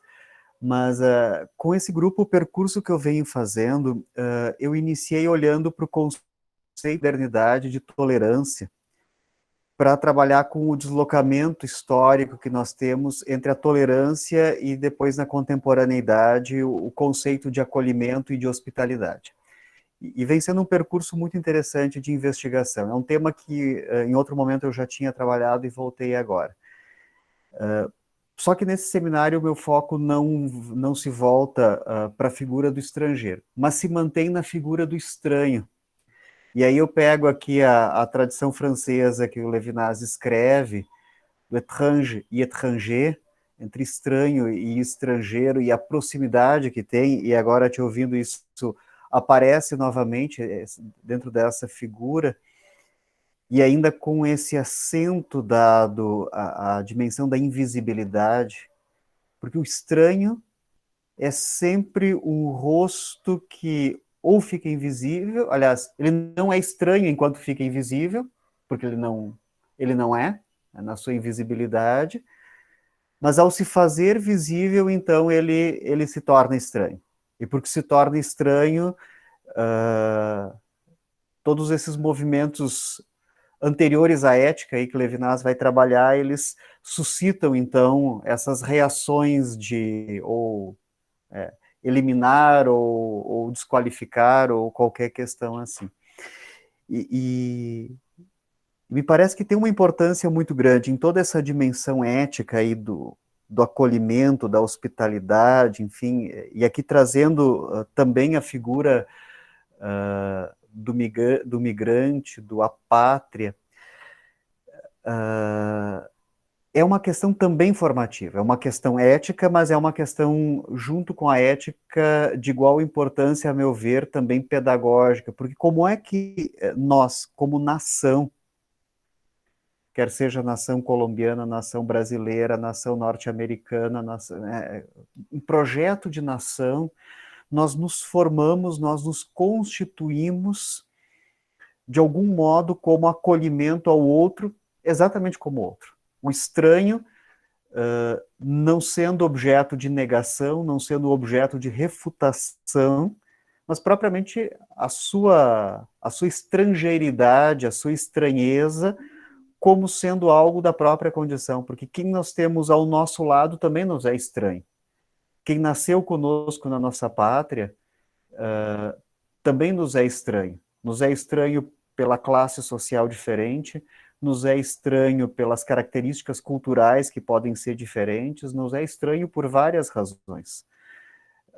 E apenas por vezes aceitamos que nos adaptamos ao estranho, quando uma outra dimensão é essa do acolhimento. Então, eu gostaria de ouvir um pouco, Herman, ainda na dimensão pedagógica, aqui em relação a esse migrante, enfim, a esse estrangeiro que chega, a esse estranho que chega, qual é, na tua perspectiva, o alcance pedagógico que a gente pode ter, não só como educação escolar, mas o alcance pedagógico enquanto exatamente um projeto de nação, um projeto talvez de civilização, mas um projeto de nos pensarmos como humanidade local, como socialidade. Fica aí a questão aí para ampliar um pouquinho mais a reflexão já muito bem posta.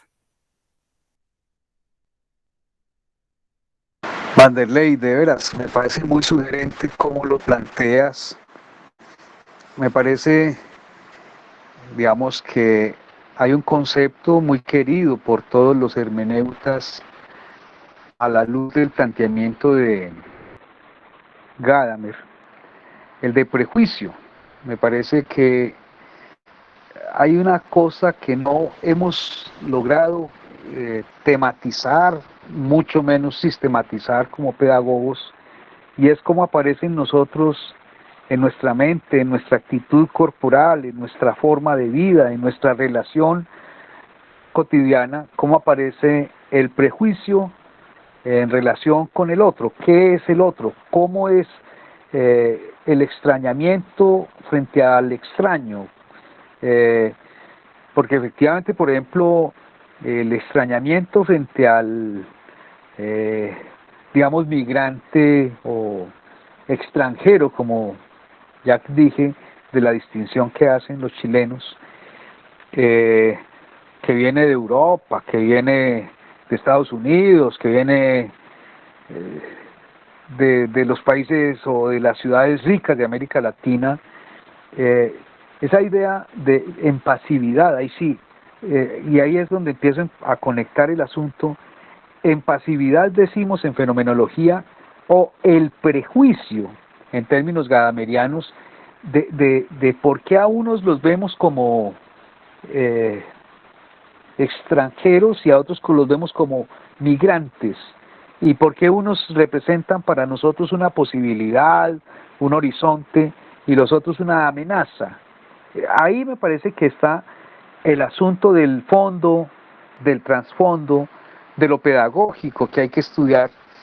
Estoy de acuerdo contigo, no nos ganamos, o puede que ganemos algo, pero muy poco, si tenemos, como quien dice, cursos, discursos, enseñanzas, consejos sobre que el otro, el extraño, es a su vez un humano como nosotros, etcétera, porque la pura vida fáctica lo que nos va mostrando es cómo juzgamos, o más bien prejuzgamos, y juzgamos sin que sepamos cuáles son las fuentes de nuestro juicio, y mucho menos la validez fáctica de nuestros juicios fácticos, a su vez, en los que ya antes de empezar cualquier relación, el otro es precalificado. Entonces eso me parece de una urgencia para la investigación, en general filosófica, pero en particular ética, y sobre todo desde una perspectiva fenomenológica. Se me hace extremadamente necesario estudiar ese trasfondo, repito, de pasividad, o sea, cómo llegó a constituirse ese prejuicio sin que nosotros llegáramos a clarificarlos, a clarificar ese proceso constitutivo o constitucional del prejuicio, o cómo se nos dio en pasividad el valorar. Por ejemplo, en mi propio ejercicio de reflexión, yo he tratado de ver cómo, digamos, en el municipio en el que yo nací, una de las zonas más cafeteras de Colombia, en Armenia, Quindío, había una serie de dichos sobre los negros, por ejemplo. Por ejemplo, que un negro o hace una mala acción al comienzo o la hace al final, pero que en todo caso, mala acción hay que esperar de él. por ejemplo, de que los negros son perezosos, una lista de observaciones. Voy a contar, no sé si me puedan seguir en esto porque es como una historia de la vereda donde estaba la finca de mi familia. Se celebraba el 6 de enero, el Día de los Reyes Magos, y se necesitaba un negro para representar uno de los Reyes Magos. Y el negro estuvo muy feliz el 4 de enero se lo contaron, el 5 estuvo tan feliz que se fue a una gran fiesta y el 6 de enero, el día de la fiesta de los Reyes Magos, amaneció con resaca, con guayabo, se dice en mi pueblo, totalmente enfermo por la borrachera del 5. Y empezó la representación de los Reyes Magos, pues en la actividad religiosa, y este negro, al empezar pues ya a usar el alazán, uno de los caballos más importantes, más briosos, más bonitos de la vereda, con su resaca, le tocó bajarse del caballo y sentarse a refrescarse en una vera del camino. Y entonces este lo acuñó una frase que es muy famosa en mi pueblo: no voy a salir con nada, estoy muy maluco.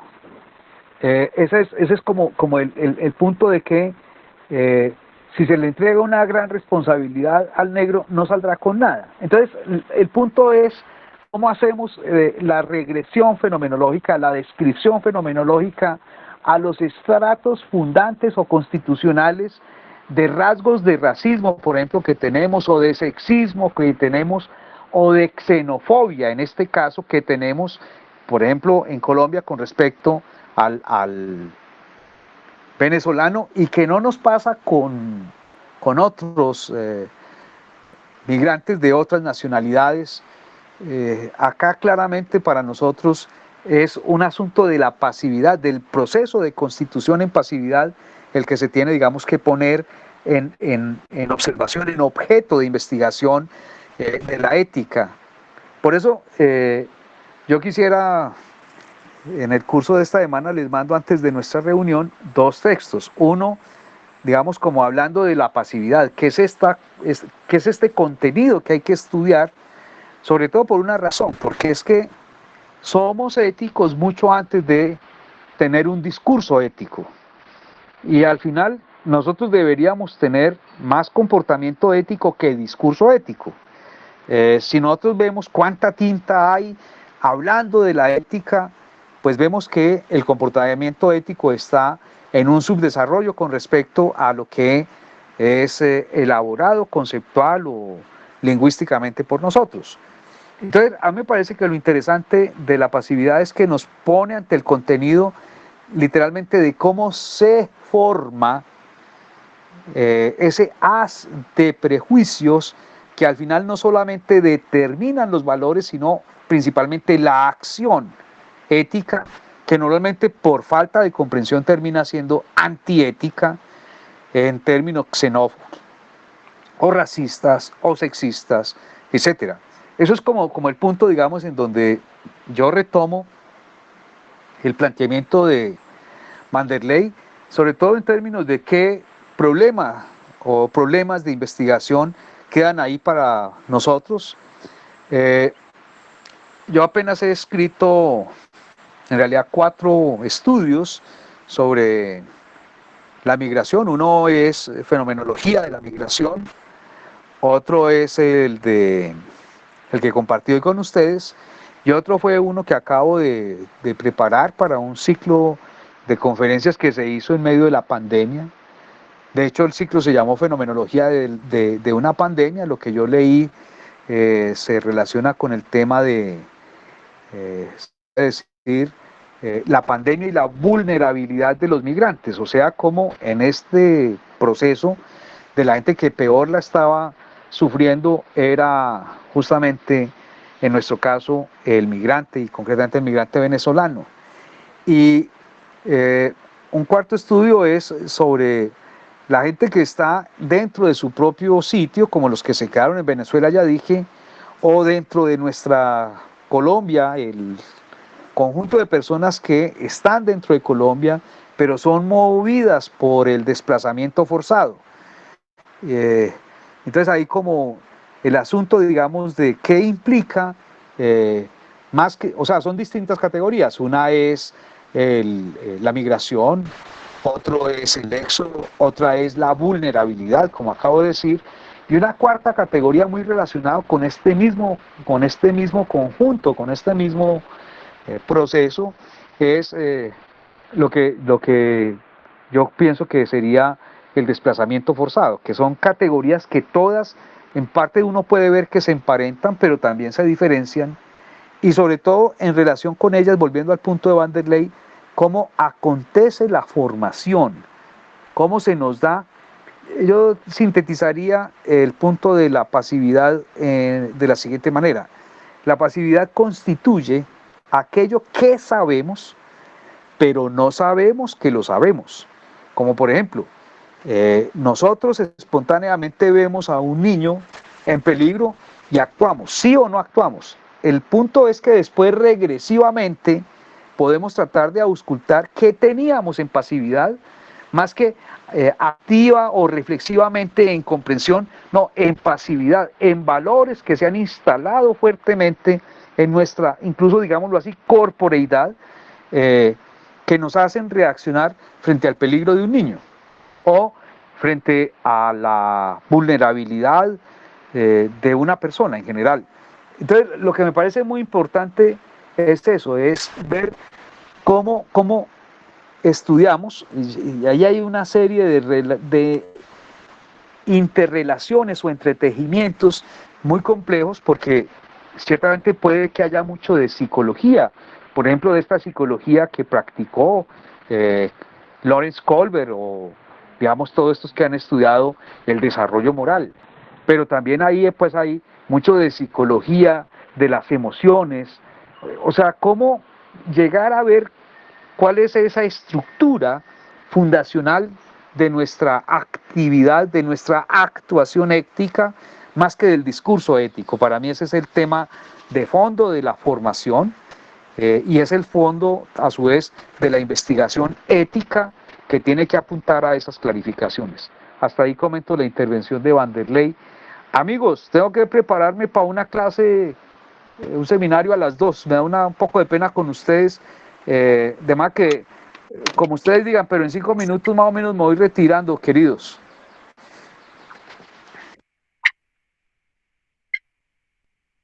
Sim, nós queremos te agradecer muitíssimo, Herman, pela tua disponibilidade. Eu sei que tens muitas outras tarefas e atividades, né?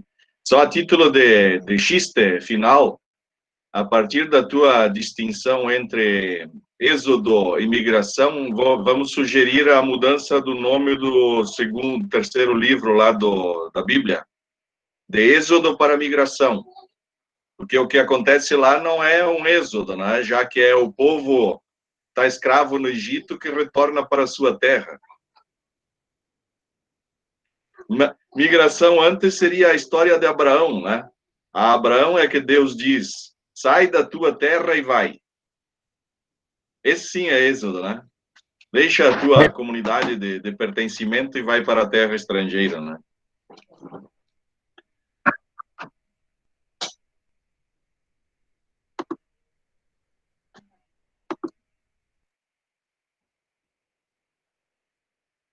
Propôs Deixamos reescrever a Bíblia e o sistema... ouvir Herman.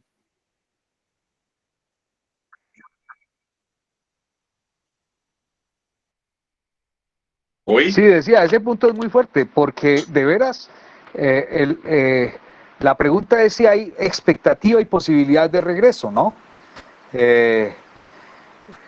Tú que tienes esa experiencia tan directa, cuando uno se va a estudiar o uno se va a enseñar por fuera de su país, de su universidad, de su ciudad, es una cosa muy diferente, porque tiene todo el tiempo, sí, lejos a los seres queridos, pero por supuesto tiene en cierto modo la certeza del regreso. Entonces eso es un matiz muy distinto entre éxodo, migración, y me parece que hay una serie de experiencias que, recordemos, en el método fenomenológico, pues uno tematiza y empieza a buscar variaciones. Por ejemplo, una cosa es salir de su país porque se enamoró y entonces se va con su pareja al país de su pareja. Sí, es migrante, pero es éxodo, es extranjero, sí, pero tiene una red de relaciones que le generan como que un soporte. Cada cierto tiempo puede ir volver a su país, volver a ver sus seres queridos, recibir a sus seres queridos en casa, en ese país nuevo, etcétera. Hay tantos matices, ¿cierto? Como que no puede uno de conjunto quedarse con la categoría simple o, digamos, verla en la experiencia, dónde está la radicalidad, diríamos, de eso invariante. ¿Qué es invariantemente la migración, el éxodo, ¿cierto? Es, yo creo, la incertidumbre del retorno, y es la pérdida también de derechos, y es la pérdida de vínculo, que no siempre irse a otro país significa todo esto, ¿no? O cambiar de lugar de residencia es todo esto, que genera una suerte, digamos, de vida al descampado, ¿no?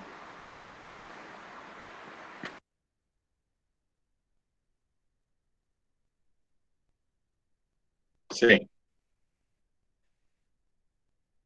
Bravo, Herman. Não vamos te atrasar para a tua aula. Entonces esta semana les mando un texto sobre la pasividad, fenomenología y pasividad, fenomenología de la pasividad, y termino de hacer un texto que estoy preparando sobre, concretamente, la constitución pasiva del yo, de la subjetividad protoperante. O sea, sería una cosa la que lea, otra la que mande para que tengan adelantada la visión de lo de la pasividad. Bien, me despido. Dios les pague. Muchas gracias por el tiempo y por la invitación.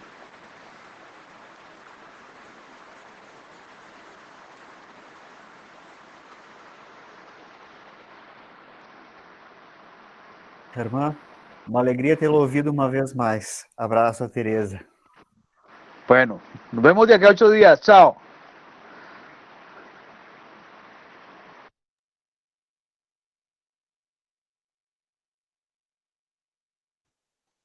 Everaldo saiu bem na hora. Caiu bem na hora, Everaldo? Fui traído aqui pelo. Tu agradeceste meu nome ao professor? Não, eu fui agradecendo para ver Aí eu entendi que tu tinha caído nesse tempo, não tinha me dado conta que era. Fazer o que acontece com todo mundo. Mas dei um até logo. Tá bom, depois eu mando uma mensagem para ele, agradecendo-lhe. Acho que ele trouxe uma temática bem extremamente relevante, né, para a nossa reflexão ética. E essa outra temática que ele está se propondo a trazer na próxima semana também é extremamente relevante.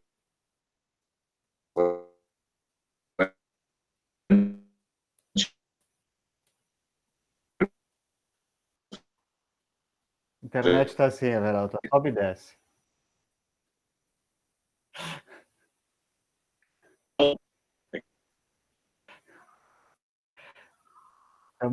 Câmbio.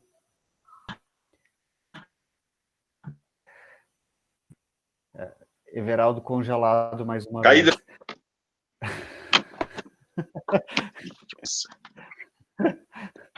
aí, vamos lá, vamos passear, apresentar. Congelei de novo. Isso, vai apresentando o apartamento. Eu vou apresentar o apartamento. Vamos aqui para perto do roteador.